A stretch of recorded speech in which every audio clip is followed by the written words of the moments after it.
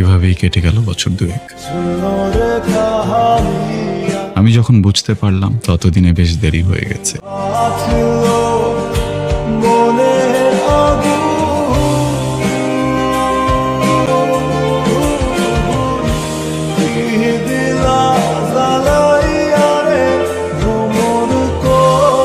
লুকিয়ে সন্তানের গহনা বিক্রি করতে গিয়ে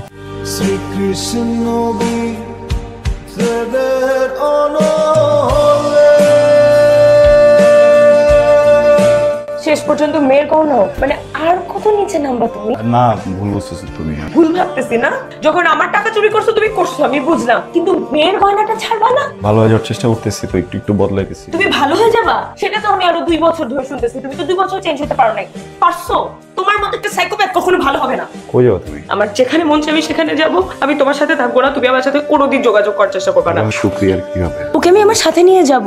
কি হবে মানে কি? আমি যাব এবং আমি শুক্রিয়াকে সাথে নিয়ে যাব। তুমি যদি বিরক্ত করো আমি কিন্তু মামলা করব তোমার নামে, আমি কোর্ট কাছারিতে যাব। কথা বলো না, শোনো না। আরে আমি